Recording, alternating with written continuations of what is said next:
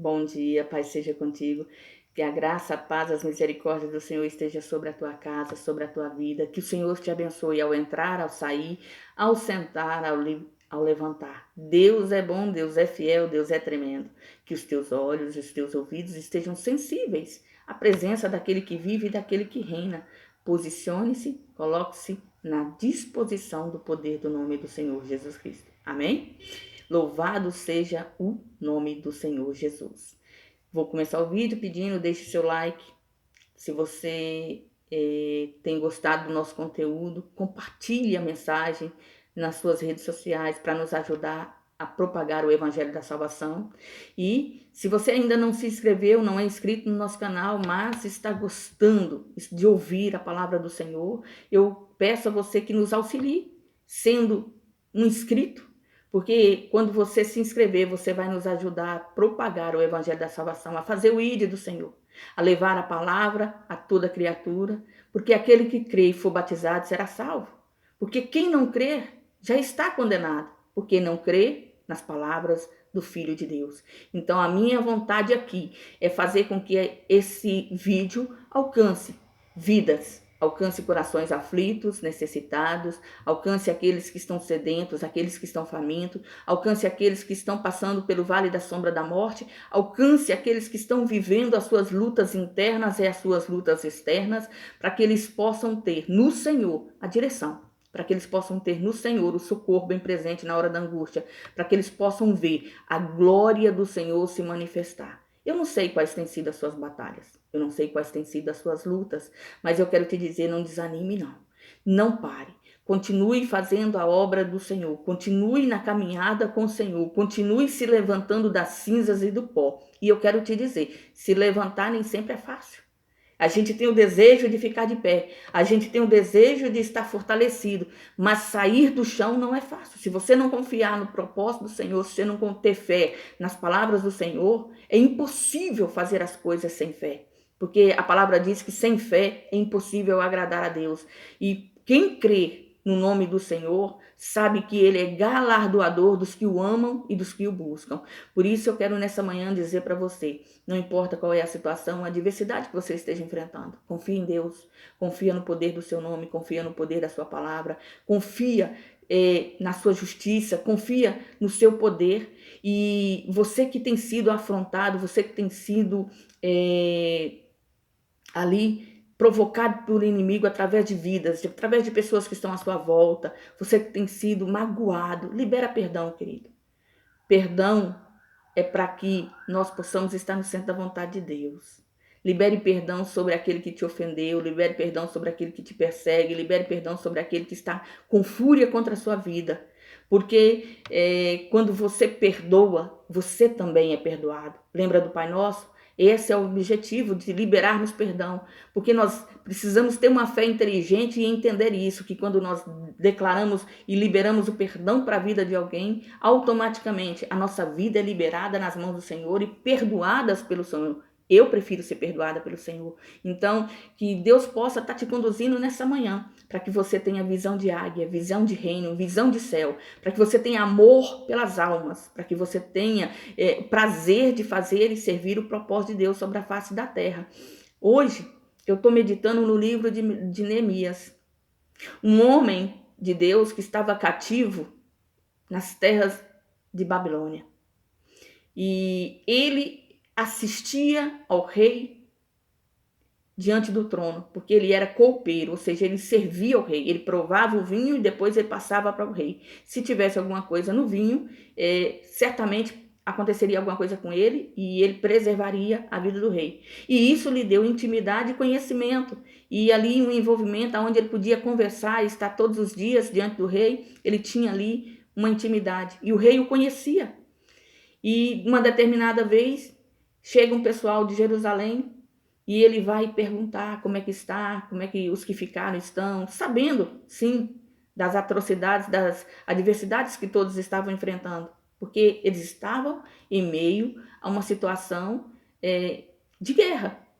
Mas, quando ele ouve a resposta, ele entende o peso do que havia acontecido, ele entende as consequências do que havia acontecido, ele chora e se volta para o Senhor.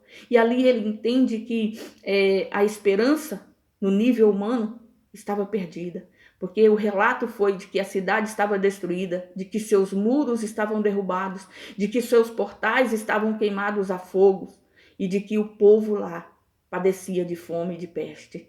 E ele começou a chorar diante do Senhor e a confessar o pecado dele e dos seus pais e dos seus patrícios, e buscar diante do Senhor a misericórdia, e lembrar o Senhor da aliança que o Senhor tinha feito, de que quando o povo se rebelasse, quando o povo se revoltasse, voltasse as costas para o Senhor faria o que ele tinha feito. O Senhor permitiria que o inimigo viesse, que o inimigo os escravizasse, que eles voltassem a ser servos em terras estranhas. Mas o Senhor também disse que quando estivessem em terras estranhas e se voltasse o seu coração a Deus e buscasse a palavra do Senhor e buscasse a presença do Senhor, o Senhor ouviria dos céus.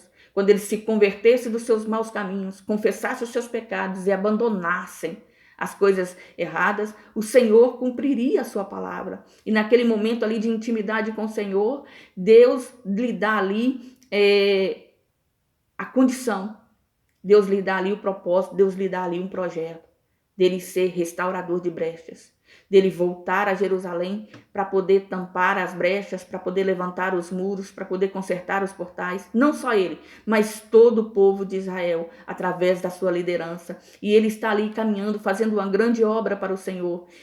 Só que, querido, quem anda na luz, as trevas estão por perto.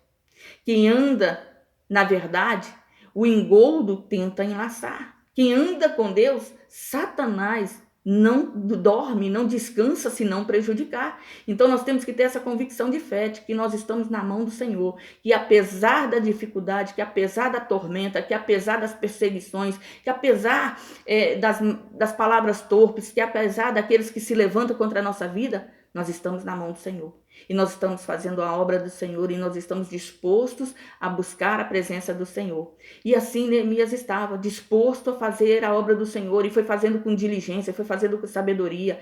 E ele orou e Deus lhe agraciou, porque o rei lhe concedeu o desejo do coração. E o rei também lhe proporcionou o que, o como e de que forma, quando ele lhe entregou o projeto. O rei perguntou para ele, quantos dias vai ser isso aí? Ele falou, olha, os meus cálculos é tantos dias, tantas noites, tantas horas.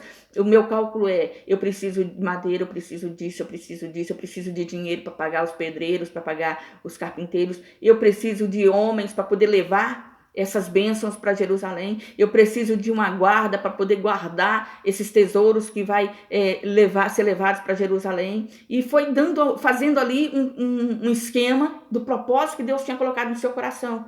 E o rei, porque viu que ele estava alinhado, que havia um projeto bem definido, que havia um propósito e Deus tocou no coração do rei, o rei lhe concedeu. Não só lhe concedeu, como lhe deu tudo o que ele pediu.